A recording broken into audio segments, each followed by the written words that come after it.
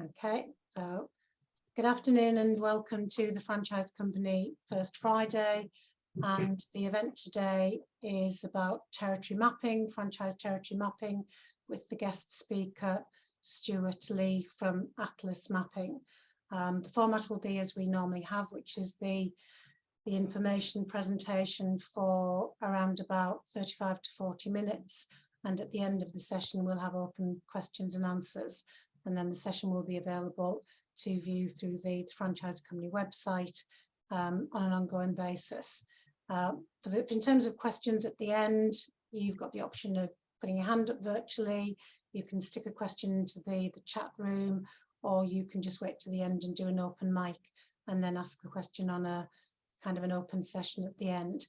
But in the meantime, if I could ask everyone to ideally go onto video so that Stuart can see the video. You might want to put your view onto speaker view, and then if there's any noise in the background, to go into a mute as well, that would be great. So I shall hand over to Stuart to start, and welcome to Stuart Lee from Atlas Mapping. Thank you very much for the intro, Julie. I will preempt everything who's on the call. I do apologise. I've got a bit of a sore, tickly throat, so this is probably going to be one of the most annoying recordings you ever re-listen to when you get back to it. And apologies for anyone who's come to this not live as well, and you'll have to listen in. I'll do my best to mute if I particularly any sort of coughing fit. It's nice to see a lot of familiar faces and names. I think I've actually talked to quite a lot of people on the call in one way, shape or another. And for those who I haven't met, hello. So let me just share my screen. And dive into this. So territory mapping is a particularly big subject. I've called it everything you need to know. It probably isn't quite everything you need to know, but I've really tried to cover as much of this as I can, so that regardless of what stage of franchising you're at, whether you're thinking about it, whether you're early stage, developed, or even actually thinking about exiting, then I hope there's something you can come and take away from this. A bit of background about Atlas Mapping. We've been in the industry for just over 11 years now, and I've been with the company from the start. I am one of the owners and MD of Atlas Mapping. Typically, my day used to involve advising and consulting with franchisors on their territory approach, how to maximise growth potential across the country, and then we would go away and map all of those territories. I don't get quite as involved in the projects anymore. My colleague James is also on the call, does that too. So if you fire him questions as well, he'll be able to answer a lot of this too. Alongside our consultancy services, we provide a software called Vision, which is a web-based software which allows you to view all of your territories on a Google map and manage your network and things like that. But I don't want to go too much in that. I really want to focus today on the learning outcomes. So what I've decided to do is split this presentation into just a quick intro, and then the main bulk of the presentation is actually what I see as the 5 biggest mistakes franchisors make with their franchise territories. So there's a few slides in each of those, and then we'll go through and look at the different stages the territory has an impact on when it comes to franchising through recruitment, and then what you need to do ongoing. And then in particular, what a term we use here often, and really what you're looking to avoid, and probably one of the biggest takeaways here, if you are an early stage franchisor, is avoiding that glass ceiling of territory development, which we'll come to after those mistakes. So the goal of the franchise territory, I won't read this in all detail, so you can come back to it. But in particular, the territory typically, if it's protected anyway, is to protect the franchisee really from competition within the network. So the franchisor is committing to not set up another franchise in the same area. It also often comes with other commitments so that the franchisee can solicit for work and market in their area, and other franchisees can't market in that area. But often, in many scenarios, franchisees are actually trading in each other's territories for one reason or another. So typically, a franchisor will either go to a franchisee with a predefined territory that they've made themselves, or they'll work with the franchisee to create something bespoke. how that territory is defined varies greatly across business models, franchisors. Everyone has a particular approach and what they want to do in the legal agreements as well. A lot of people are looking to identify, well, what is the opportunity in a territory? Opportunity can often be defined as, are there enough people? Are there enough households or businesses in that territory? And again, how that's defined is really varied across franchisors. So when you're getting into this, the first mistake I'm going to cover is actually using the wrong geography. There are a number of ways to define a territory, and there are actually no officially recognized geography that you must use. And there are no rules that you've got to do this or that. There really are a range of different ways. But in the UK, our general recommendation is that postcode-based geography is the best. And I'll come to that a bit later. But really, when I say postcode geography, we're referring to postcode sector or postcode district geography. So not postcode area. So postcode area would be something like PE. So here in Peterborough, the first letter or letters of the postcode. That's a bit too large. There's only 120 of those ish across the country. So once you get down to the first half, so PE1, let's say, or PE2, that would be referred to the postcode district, or PE11 is the postcode sector. So ideally, you want to be looking at those sorts of geographies, though they can be a little bit tricky to get hold of. There are alternative geographies that people use, and I'm going to go through some of them and some of the reasons why we see them as the wrong geography to use in some instances. So the first one I want to cover is counties. We see this one quite a lot. People want to award counties or refer to counties in franchise agreement. But the very first thing I want to cover here, and you'll see it on the right-hand side, is actually, did you know there are 3 versions, or primary versions of counties that exist in the country?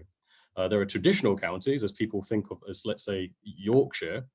There's postal, which is the county you would put in your address, and there's actually the local authority, which happens to share the name with the traditional and the postal counties, so Bedfordshire, for example, and Hertfordshire. When most people are Googling or researching counties to try to find county boundaries, they're more likely to find the local authority boundary, or most people are, when they're saying counties, they're thinking about the local authority boundary if their local authority shares the county name. The problem with this is if you aren't aware of that and you're awarding counties in your franchise agreements, but you don't have the singular source for which counties you're referencing and know which ones you're referencing, you could award a county from one system and a county from another and then create an overlap. Obviously, that's really not very good, because if you've committed, coming back to what the whole point of franchise territory is, especially if it's protected, and you've committed to not set up another franchise territory in the same area, that overlap really isn't very good. Additionally, if you are using counties and that's still in your system and you want to continue using it, just be sure to take away what I've just said there. And when the franchisee is thinking of the county, just make sure you're both on the same page, literally, with the image of what county you're referencing, to make sure that they're not referencing a different version of that county. But really, from an efficiency perspective, one of the biggest things why we try to move away from these, especially local authorities, is they just aren't shaped very well. And I picked on this area. It is one of the worst. I'm not going to say that they all look like this, but you'll see Central Bedfordshire and North Hertfordshire, they both wrap around the local authorities of Luton and Stevenage, respectively. So that's really not ideal from a franchisee perspective. And in particular, looking at Central Bedfordshire, which is the biggest, right in the middle of your screen, there are no major roads moving from southwest to northeast in that territory. They only move north and south. So getting across that territory, if you're awarded that local authority, is incredibly difficult. And it doesn't really look very attractive. So very often this local authority might just get completely missed altogether, or no one really wants it, or just gets given to a franchisee, but they never really operate there. The next thing, radius or radii, we see that quite frequently, especially with site-based businesses. It makes a lot of sense. Here's a venue, here's a site, we'll give you a radius. That is a 1 mile radius around central Milton Keynes there. obviously the problem there, those circles don't fit together. They don't fit together very nicely at all. So even if you did carefully plan, you're going to have all of these slivers and gaps in between the radii that you've awarded, where you'll have missed opportunity. Additionally, most franchisors, when they think about doing that, is they want to apply the same radius around every single site. That again is going to have a massive impact. If you start to put a 1 mile radius around a venue in London, you are very quickly going to start to lose 2, 3, 4, depending on the model, a vast number of potential venues, and get yourself to all sorts of trouble. So another thing, and I have seen this before, is where it wasn't particularly clear what was being defined in the agreement in the radius. Was it where you can solicit for work, or was it where you can actually set up your site? But what sometimes we see people make mistakes is a site is not within someone else's radius, but those radii overlap.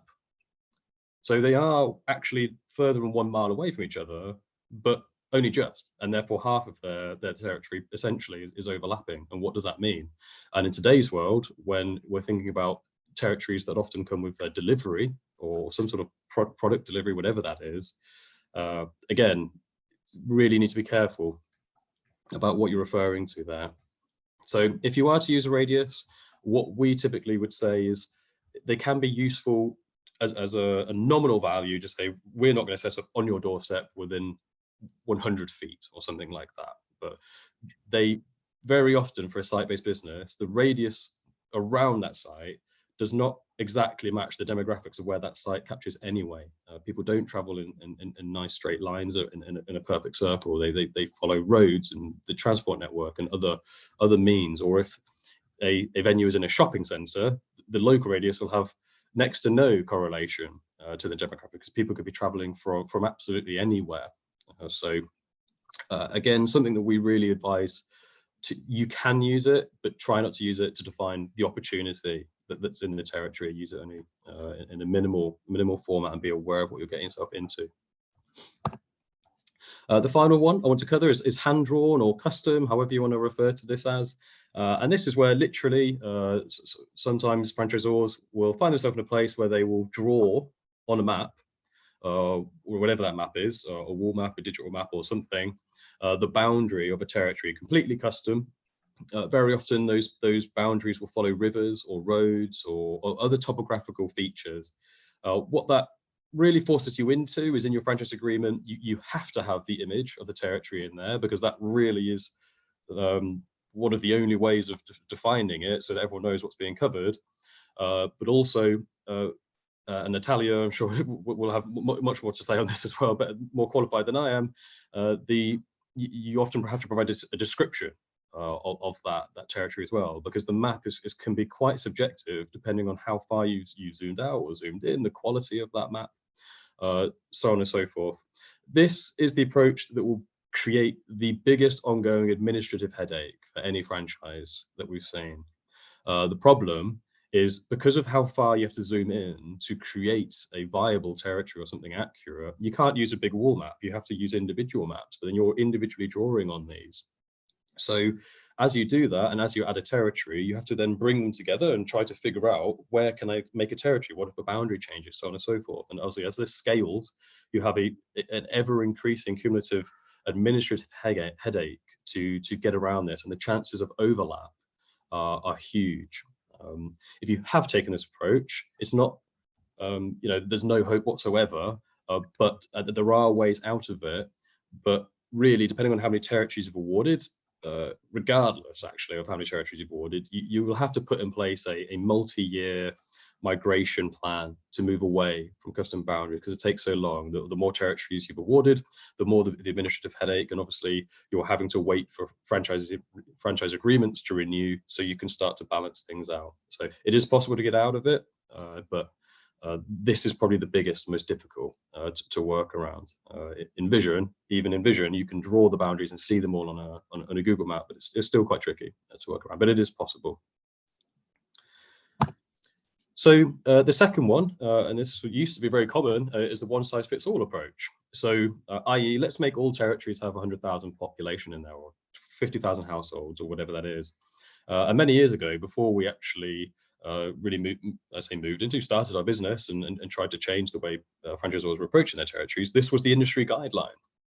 There was the prevailing theory that all territories must offer the same opportunity and you must charge the same price. We came along and demonstrated through analysis that isn't possible, and actually the exact opposite was being achieved by assuming that all territories were the same, just because they had the same number of people in them.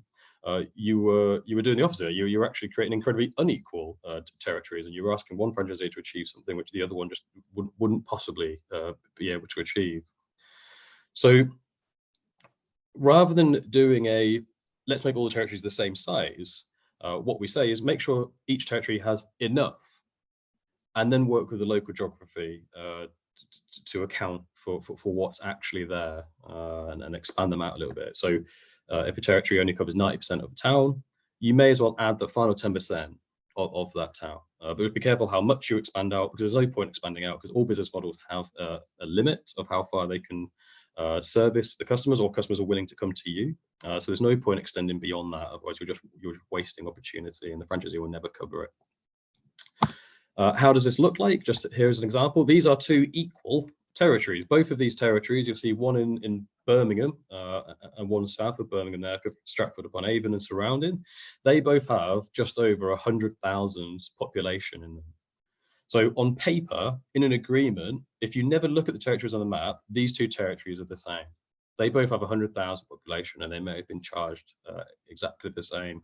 But obviously, they are incredibly different. That Birmingham territory is approximately a tenth of the geographic size of that territory to the south. They are in completely different markets. And not only is the Birmingham one smaller, just naturally it has access to far more people around it who just will travel into that territory or out of it as well. So they're incredibly different. So if you look at just a number, you're going to get yourself into a bit of trouble and not really have the truest picture of what all the franchisees are covering, what your expectations are of them.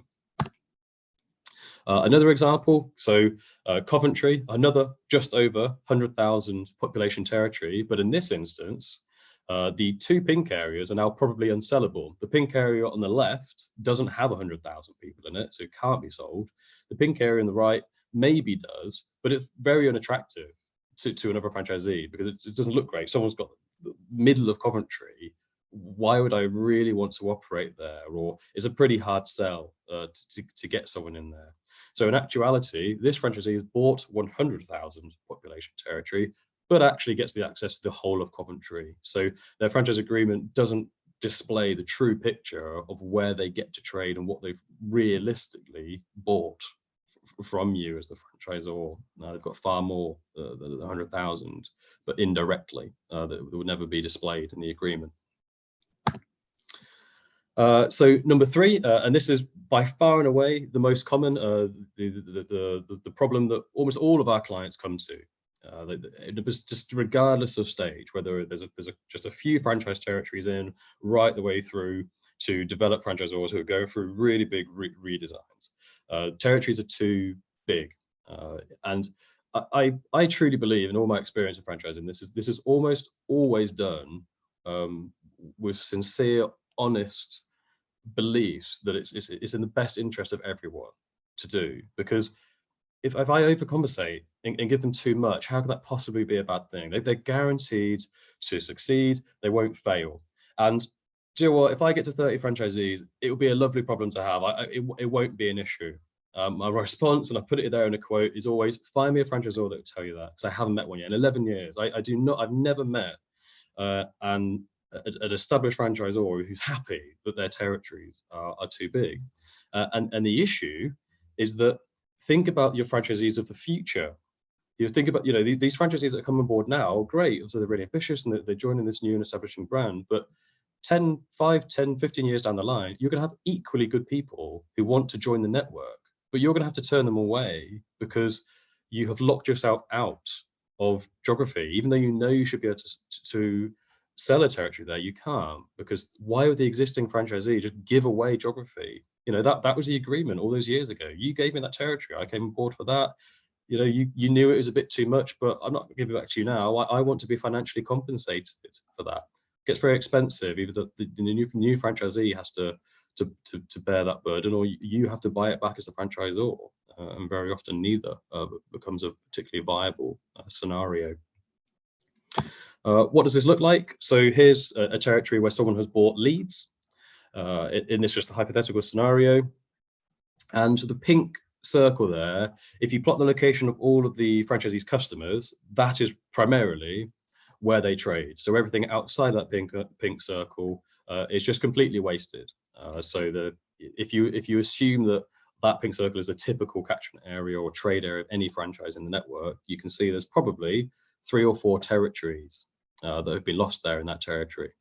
That is way more common than you might think. Way more common. Very common to see, for every territory sold, there are probably 2 or 3 that are now lost, future territories that are now unsellable because they're trapped within franchise agreements. So if you think back to my previous example, you've reached 30 franchisees, but you've lost 2 to 3 for each territory you sold, you're missing 60 to 90. And this is why it becomes a massive issue. It really stifles growth. And that's why no one's happy when they get to that scenario. Things start to really grind to a halt.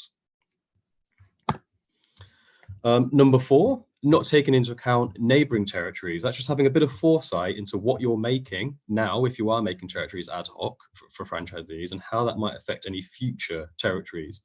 So if you aren't going to use excuse me, I almost avoided coughing for the first one. If you are going to create territories ad hoc, even in a software like Vision, or even if we were going to come in and help on an ad hoc basis, it's extremely difficult to get this right, because naturally the franchisee gets involved in the discussion. So what you have to do is to take account of what's going on. You have to start making the neighbouring territories and make a region.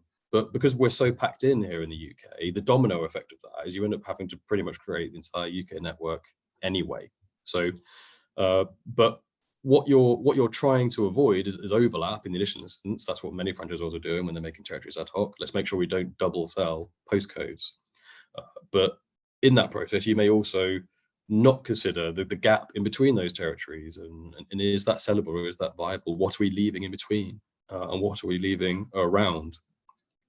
So if you are to do it, really try and plan out and look a bit further ahead. The example here, this is a real world example. I obviously won't name them, but this is an actual territory network that has grown ad hoc and got to a point of development where it's too big. The cost of either buying back territory, the legal cost of having to renegotiate on all of these boundaries, because now every boundary change might affect 2 or 3 neighboring franchisees, and then the domino effect and so on and so forth. And just at top level, everything in those pink circles is a top level view of what I see as a potential issue or problem in the network. So some of those smaller circles, the actual circles rather than ovals, you'll see they are localities or towns or villages that are shared across multiple franchisees. So Cambridge, right in the middle of your screen, it looks like someone has about 80% of Cambridge, but 5% is with one franchisee, another 10% of the population is with another franchisee. So there were people having to come in and just do little bits of that area. The same with Kimbolton, Northampton over there on the west hand side of the screen, just a little bit of it is out. Those longer oblongs or ovals, that's a demonstration of where, if you imagine the territory built up ad hoc, what's happened is the middle hasn't been taken account of. So you get these horrible sliver territories that are just dropped in to fill the gap. The reason why this tends to happen is for some franchisors, as you grow, especially if you're B2B or you particularly have fairly large consumer offering, you start to have to fulfill contracts, or you have so much customer demand that you can't really afford to turn it away. Someone somehow has to service those areas. So you just end up having to create these really awkward territories, and it compounds the issue because, as I mentioned, now you can't change anything without having a really big impact on all the neighbouring territories. So the admin headache becomes absolutely ginormous here, and if you go too far, in some instances, it does genuinely become just completely cost prohibitive to attempt to make the change. Because the legal cost of going back to every single one of these franchisees and the time and the effort head office require might not be outweighed by the sales benefit that would be gained by the new franchisees coming to the network, or increased sales efficiency. That's very much dependent on each client. There is almost always going to be a benefit to it, and tweaking of things if the business wants to grow, but it doesn't. It's never a surprise to me if some franchisees will say, we just can't, we're going to stick with it as is and we'll work around it.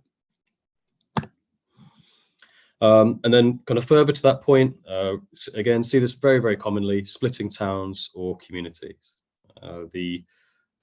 Even right down to the minute detail. Imagine you are the franchisee down on the ground. You're likely to be gaining a lot of your business from the local area, or what is relatively local to you, compared to a national or an international business. So you want franchisees to cover an entire local area, entire communities, where possible.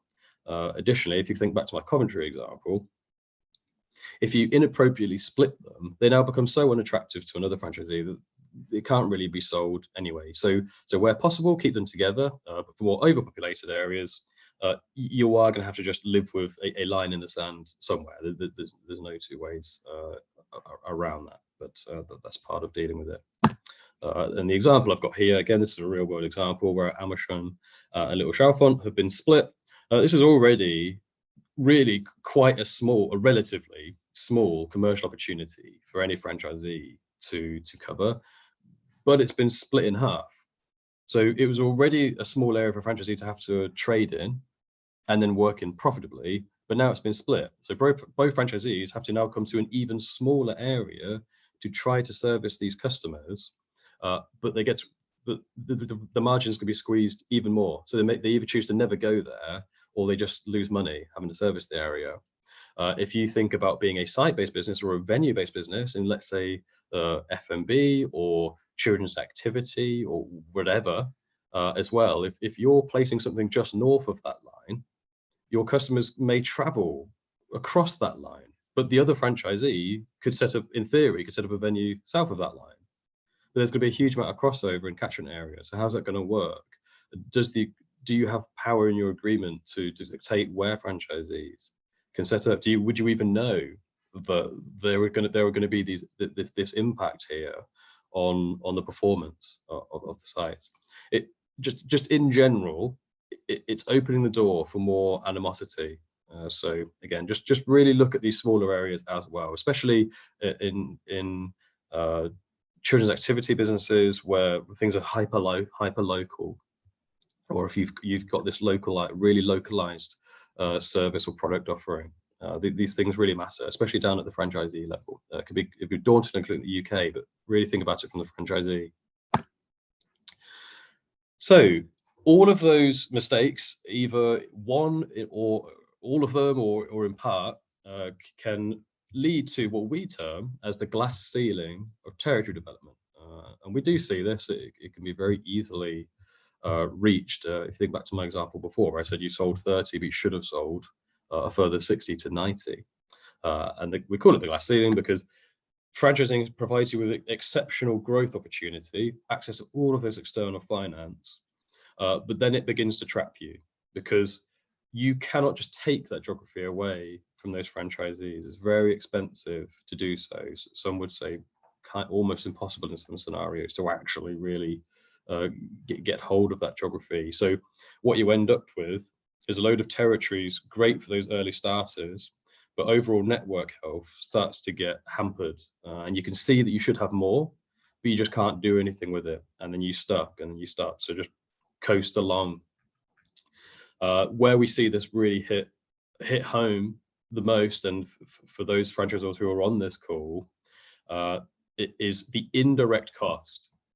When you come to exit, if you've got a network that, let's say it's 30, 60, or even 100, which would be considered quite a lot of franchises in this country, if there's no more growth opportunity, it is going to massively affect your sale value, hugely. But if you could show that, yes, you sold 100, but there are still another 200 franchise territories left to go, which I can tell you now, in a lot of industries, very viable, extremely viable to have a few hundred franchise territories in a network. We are now talking quite comfortably £1 million plus difference in valuation of your business, or indirect costs, anything to come with that, lost sales, the valuation, the legal cost you incur, so on and so forth.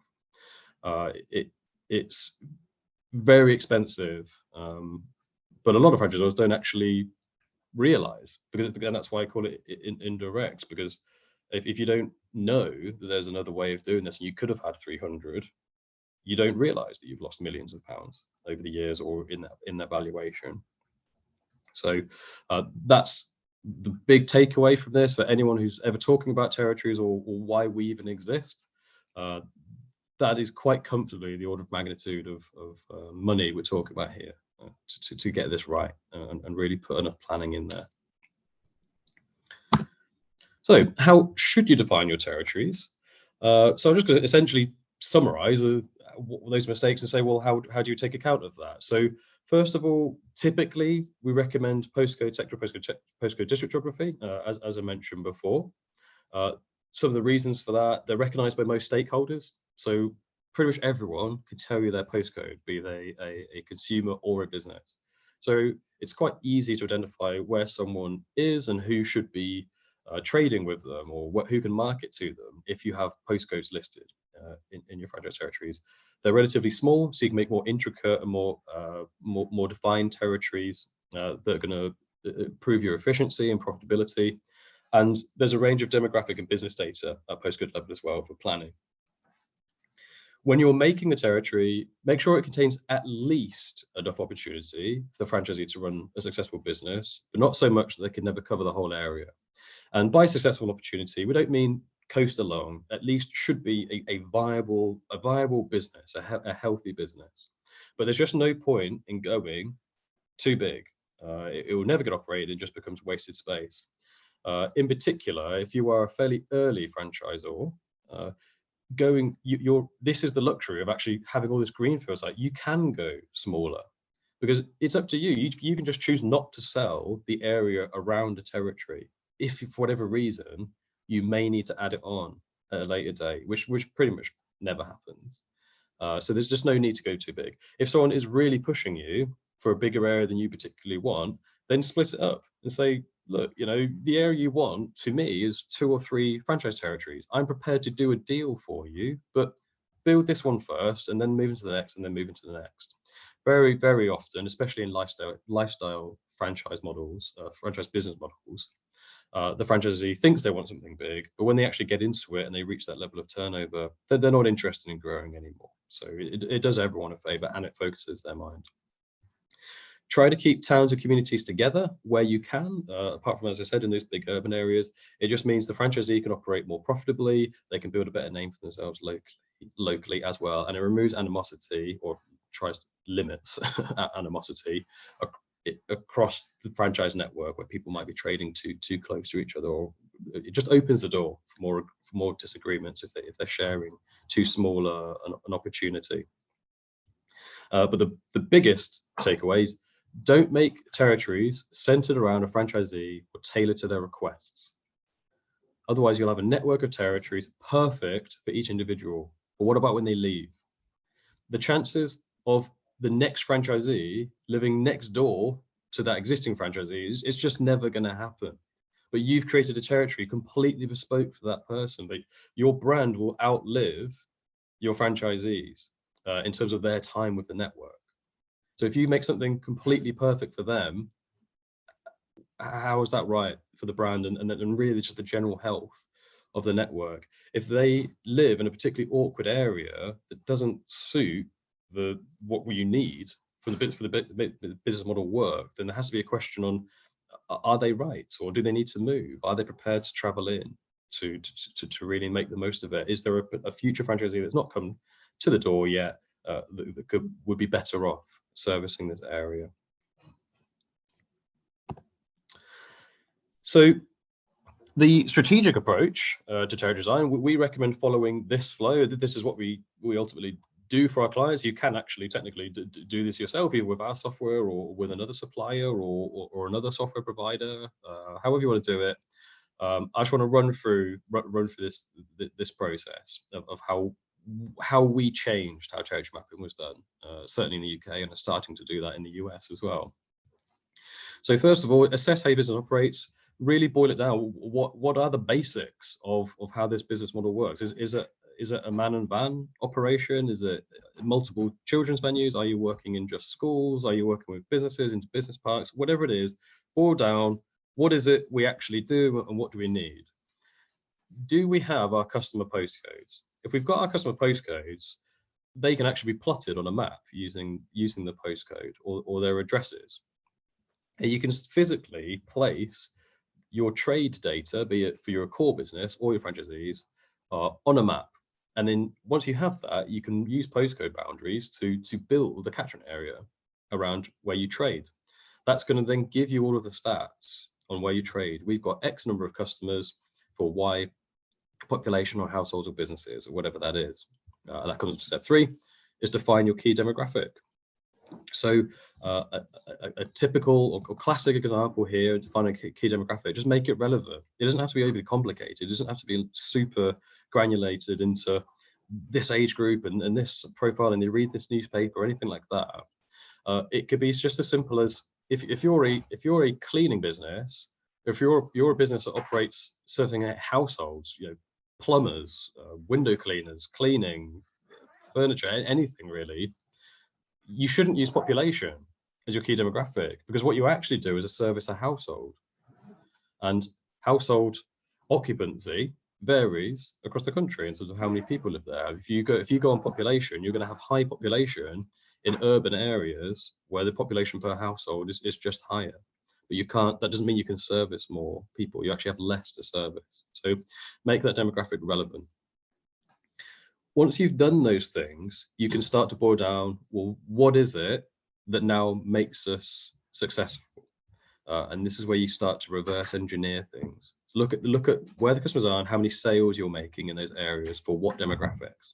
So we have X hundred or X thousand customers here. We're making this much money, and there are this many people, households or businesses. What is the minimum level we would like a franchisee to turn over?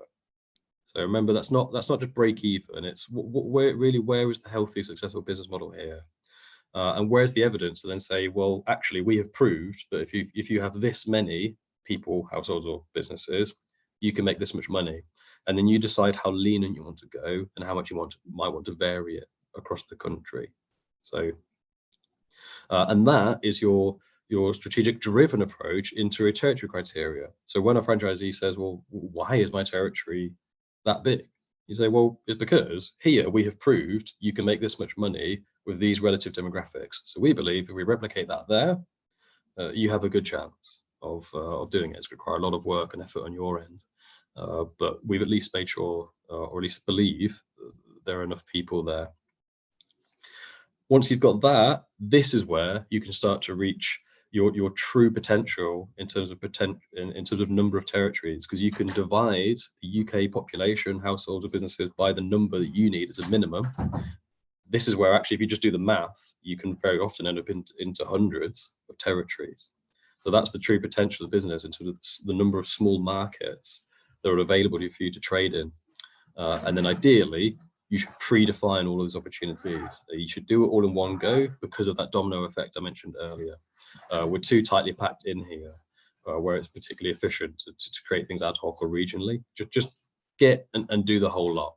And that's how you'll really maximize the number of territories you've got and get to that level. So, and just a little note there, it really, custom postcodes or addresses is what you're looking for to make this work. If you don't have that, you are just going to make some assumptions on where you think you trade, or how far you think people are willing to travel to reach your service. I did know a client who didn't have the data, so what they decided to do was put off their plans and then start to collect that data over 6 months. They just added in to their content capture for their customers. So here's just a few slides, again, for those who are pretty new to the process. I apologize if I'm teaching to suck eggs and you've been franchising for a long time, but what are territories in the franchise sales process? How do they actually come into play? So firstly, you've just got to identify where that franchisee lives, where they've inquired from, and can you sell them anything? I know it might sound obvious, but if you're just starting out and you don't have a map of any kind, or as you're developing, how do you know what needs to be sold? You can use a software like Vision, where you display everything on top of a Google map, or you can have a wall map. If you're going to go on the more analog route of physical maps, just have a think about, well, how's that going to work when you expand your team? You might not be working in the same location. How are people going to easily be able to reference these things? Also, just be mindful of, again, on a wall map, you have to physically figure out where someone lives on that map. So your knowledge of geography, or more often than not, you actually have to go into Google anyway, find it, and then reference your wall map. So once you've identified if there is a territory available, we recommend as well, you can just use simple color code systems. So in here, we've got green for awarded or sold, red's under offer, blue is resale. Just keep track of the statuses. Again, if you go for a physical map, coloring things probably isn't the best way. It might feel like it at first, but if a territory then changes, you have to either find some way of rubbing out that color, or buying the map again and then recoloring them. So if you're really looking to do it that way, maybe use card or paper or something, and blue tack it on or something. Once you've identified the territory, if you've pre-made it, then just share it, or you have to now go and make a territory, but you have to share that territory with a prospective franchisee. Often franchisees want some sort of information on what is in the area. Is it the population or the households? What's the demographic composition here? Is this going to work for me? In this particular instance, this is what it looks like when you share a territory in Vision, and the postcode geography is also displaying here. And they've been heat mapped by socioeconomics. I think in this particular instance, it's looking at affluent, older population, because it's for a care business. So red is high, blue is low.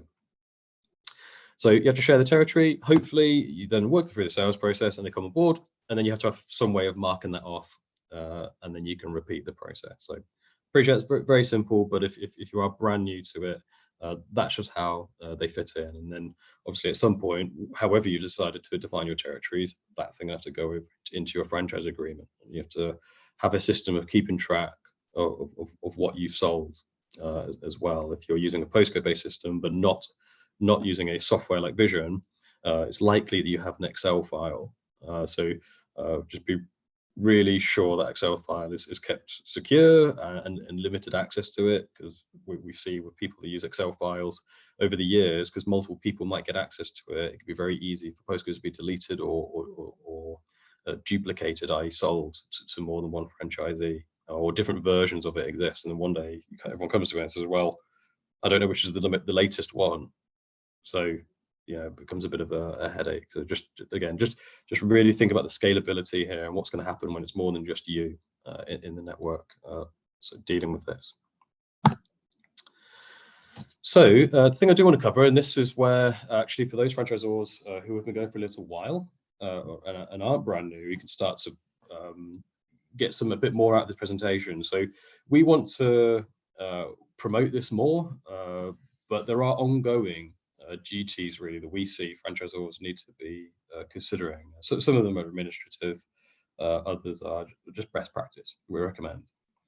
So the first is that postcodes are updated every year. They are not completely static postcodes. So this is the one downside.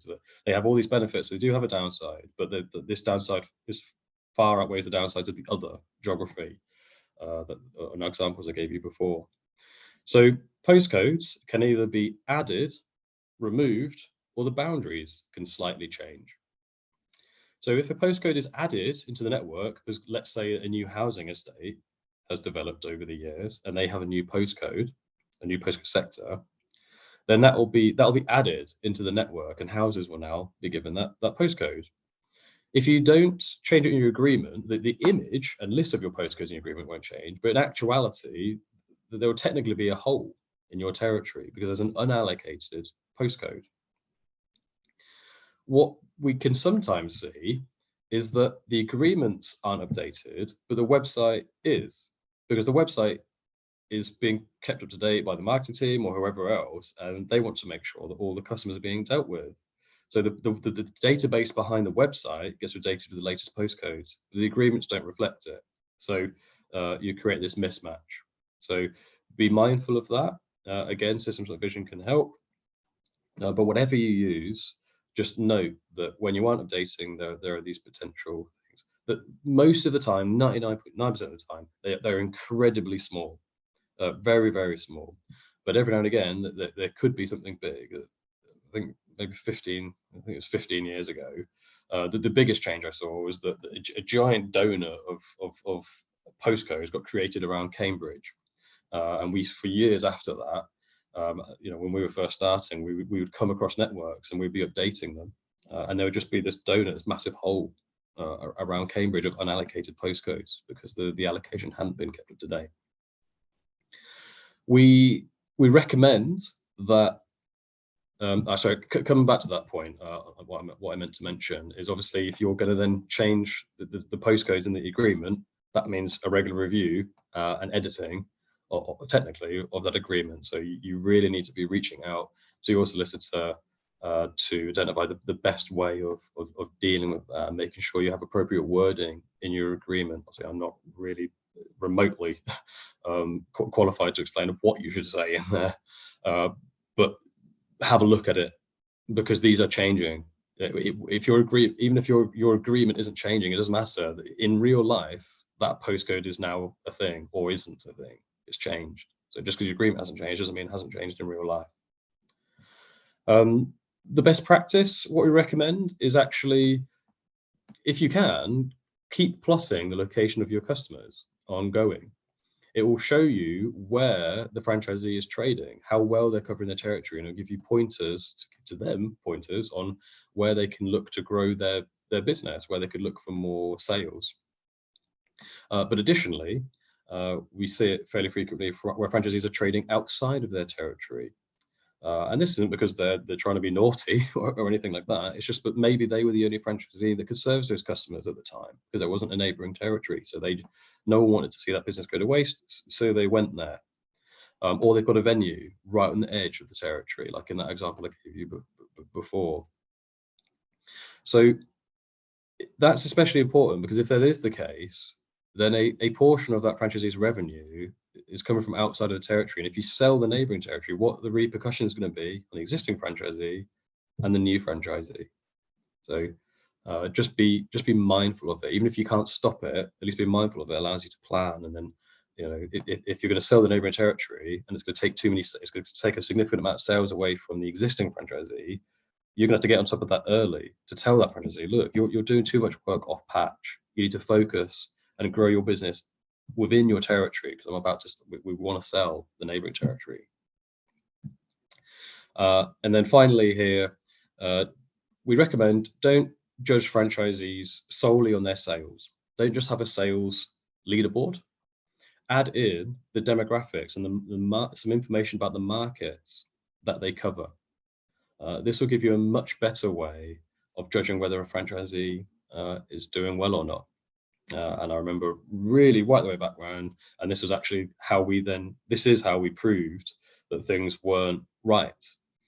We did a little analysis for a very big franchisor, and I asked for a top performing franchisee, a middle, and a bottom performing franchisee. Plotted all the customers, looked at the demographics, looked at the sales, where they were coming from. The top performing franchisee, as you might expect after this presentation, had a giant territory. They were always going to hit their sales targets, and they were the gold star, top of the table. Great. They actually had a relatively low market penetration.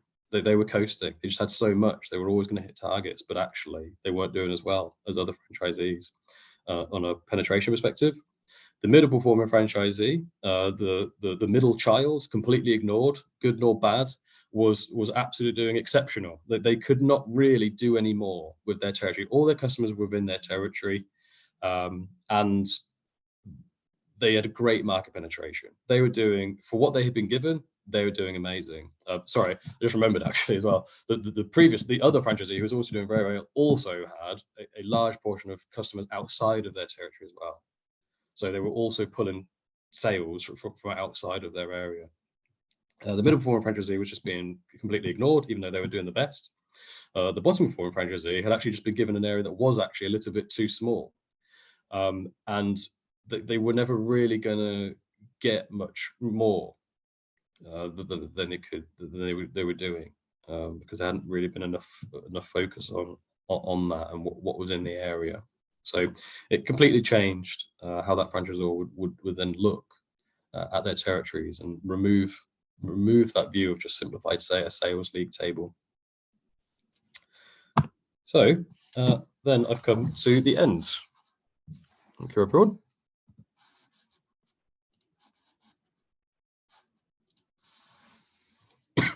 Thanks, Stuart. Yeah, very good. And I think from my point of view, the presentation reinforces the need to basically cross-match the territories with the franchise agreement and with the financial model as well. It's very much a bridge between the two.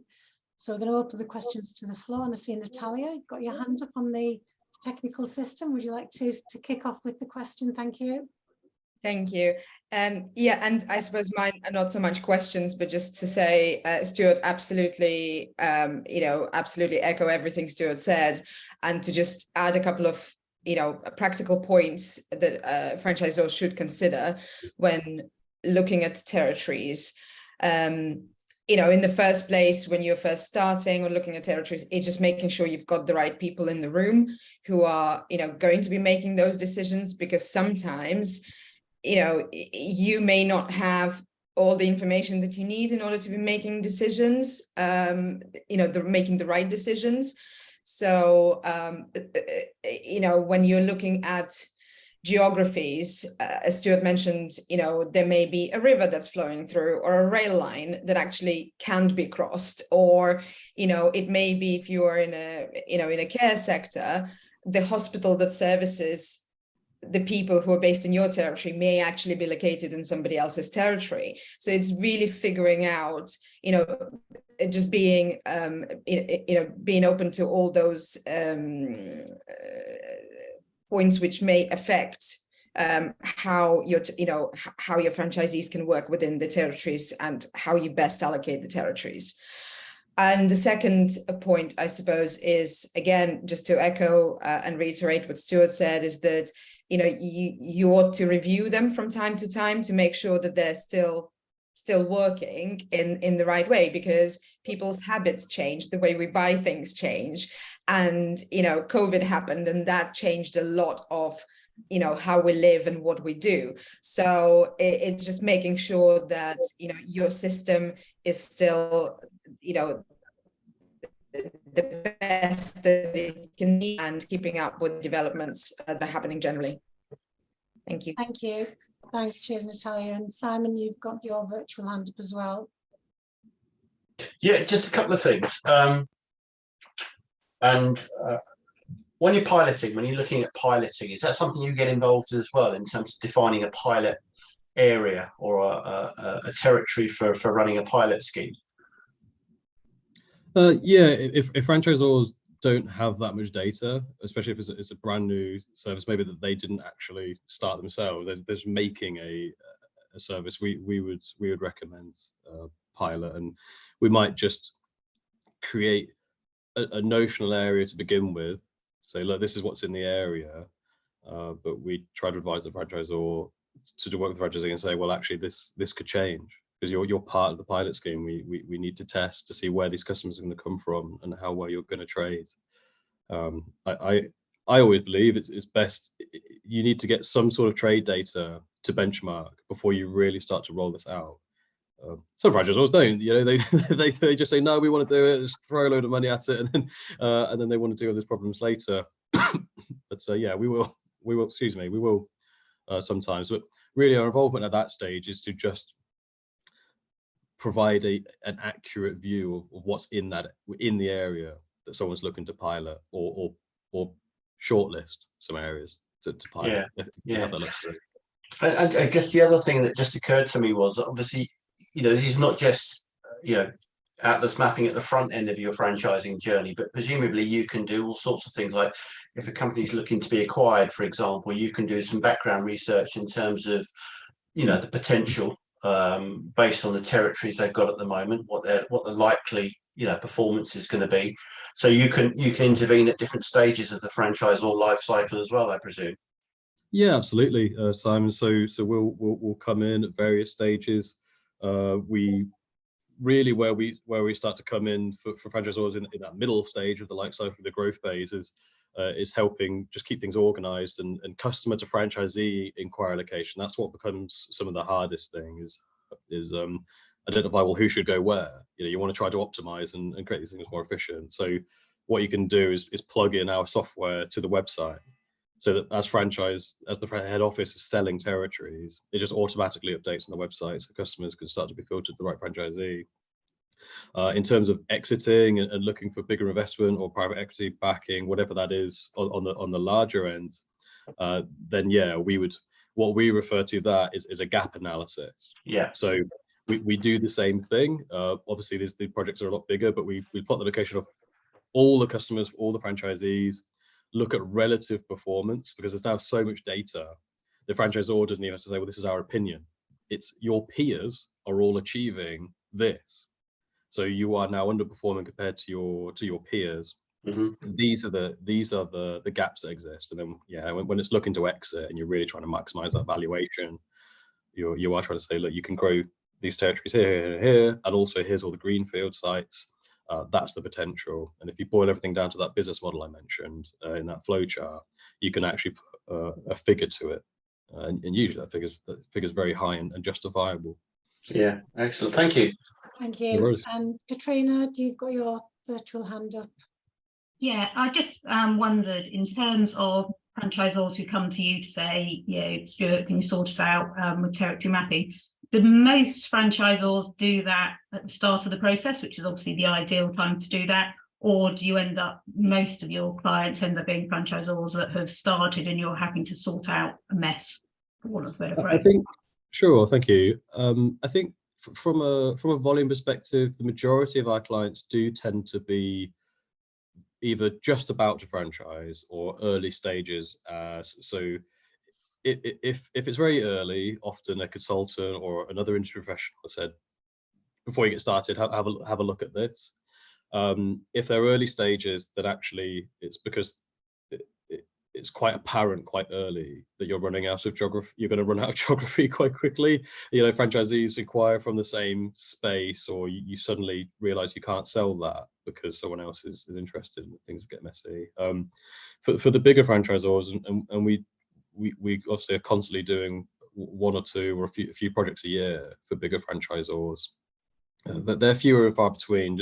It's just because at this point the oil tanker is so hard to move that these projects require a lot of willpower and finance. Our cost is actually very minimal, incredibly minimal at that point compared to the legal and head office expense of doing it. But yeah, we do. And typically what we like to do for a developed franchisor is we'll analyze the existing network, but then we create a plan that ignores the existing network, and we overlay. So you have the ideal, and then you overlay your current, and that's how you can then start to develop your, say, 5 to 10 year plan. Say, okay, well, we need to migrate these franchisees and shift boundaries where we can to this. Yeah, cool. Yeah. Right. Thank you. And I think sorry, just something just popped into my head. I really apologise, but can you, for example, create a heat map based on franchisee satisfaction data, for example? Where you can have a heat map where you're seeing better. Which, from my interest, I mean, obviously that could indicate the quality of support that franchisees are getting in a particular area, for example. Is that something you can do as well, that you can create those sort of heat maps based on other data? Interesting, actually. Yeah, you could technically. I'm trying to think specifically how you would do it. You could just, I assume on a satisfaction rate of 1 to 10, a score or 100. You could even feed in from the data that's coming in from a work buzz survey, for example, and actually visualize it with a heat map, and that would indicate to you where the great levels of satisfaction are, because if you can identify those, it makes recruitment a lot easier in those areas, for example, because you're getting better validation from those franchisees.